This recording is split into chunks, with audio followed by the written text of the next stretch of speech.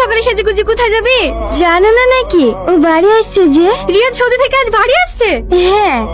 হে এবার বিয়েটা করি ফেল, আজ তোকে খুব সুন্দর লাগছে। তোর দিক থেকে রিয়াজ চোখ সরাতেই পারবে না। এই শালিম, তুই রাজু খেলে পিছনে বস। বৌমা তুমি মাই খেলে সামনে বসো।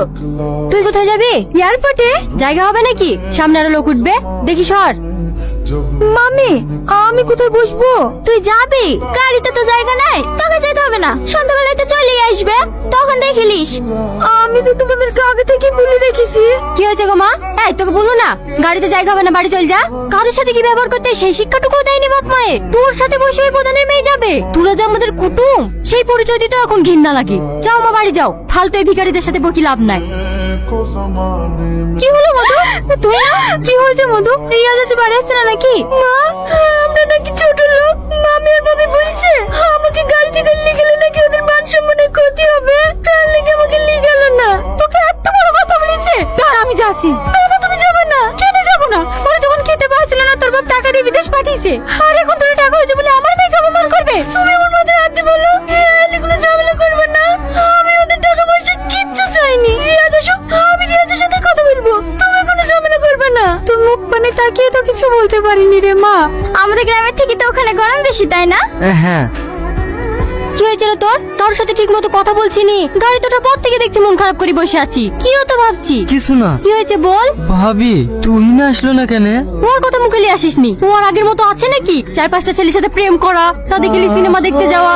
সেদিন কি হয়েছিল জানিস? একটা ছেলের সাথে বাইকে করে ঘুরছিল। মার দিকে খারাপ লাগবে না? ছোটবেলা থেকে তোর সাথে বিয়ের কথা হয়ে আছে, এই কথা তুই না আমাকে বলতে গেছে। আর তুই মা বিড়িতে মুখে যা আসলো তাই বললো। সেই থেকে তো মা ওদের সাথে ঠিক মতো কথা বলে না। এতদিন পর দেশে ফিরলেন, কেমন লাগছে তাই বলেন। হে এলেন ভাই, বাবুকে আপনার জন্য এই চাদরটা নিয়ে আসতে বলেছিলাম। খুব সুন্দর। ভাবছি বুড়ির সাথে বিয়েটা দেওয়ার পরে রিয়াজকে বাজারে একটা দোকান করে দেবো, ব্যবসা করবে, জামাইকে আর বিদেশে পাঠাতে হবে না বোন। আমার আর ইচ্ছা নেই বাবুকে বিদেশে পাঠানোর। বাবু চলে গেলে বাড়ি একেবারে খালি খালি লাগে। ভালো আছো ভাবি? হ্যাঁ। এত অপমান করার পরে চলিস। এ লাগুন, বাবু খুব পায়েস খেতে ভালোবাসে তো, তুই না বাবুর লেগে একটু পায়েস রান্না করেছে। এইসব বলে আসার কি দরকার ছিল? বাবু নাই নাকি? বন্ধুদের সাথে একটু পাড়া পানে গেল। তাহলে আজ উঠি বোন। কিছু বলবা ভাই? প্রধানের মেয়ের সাথে ছেলের বিয়ে দিছো নাকি? হ্যাঁ দিছি তো। ছেলে মেয়ে দুজনকে ভালোবাসে, পছন্দ করে। আর তাছাড়া রিয়া চুপি করালিন বাড়ি এসছে, বিয়ে না দেওয়ার কি আছে? রিয়াজ ভাইকে ভালোবাসে? এই তুই থাম। তাহলে রিয়াজের সঙ্গে যে তুই না বিয়ের কথা ছিল, সেটার কি হবে? কথা হয়েছিল, বিয়ে তো আর হয়ে যায়নি। এখন বের পেড়িতে বসে কত বে ভেঙে যাচ্ছে, আর কবেকার বাসি কথালি পড়ে আছে। তোদেরকে মানুষের রক্ত বলি কোনো জিনিস নাই রে। তোরা যেভাবে গিরগির মতো লং পাল্টাবি আমি কল্পনাও করতে পারিনি। যখন তোরা খেতে পারছিলি আমার টাকা দিয়ে আজকে বিদেশে পাঠানো, তখন প্রধান কোথায় ছিল? আমি জোর বেশি টাকা দিয়েছি, আর এখন দুটো টাকা হয়েছে বলি আমরাই পড়ে গেল, তাই না?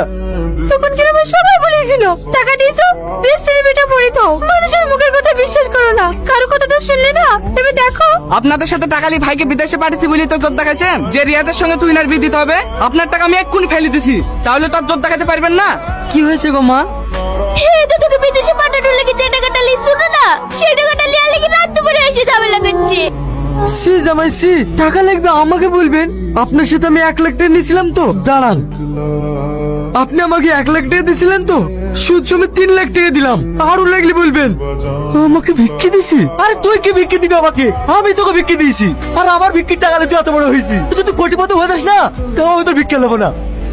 চমা, তোদেরকে একটা কথা বলছি, কান খুলে শুনে রাখ। তোর ছেলে থেকে বড় লোক বাড়িতে যদি আমার মেয়ের বিনা দিতে পারি, তোর যদি মাথায় করিলে আমি গোটা গ্রাম ঘুরবো।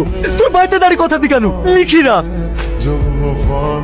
তুই নিজের চোখেই দেখ, কোন ফ্যামিলিতে বিয়ে করে নিজের জীবনটা বরবাদ করতে যাচ্ছিলি।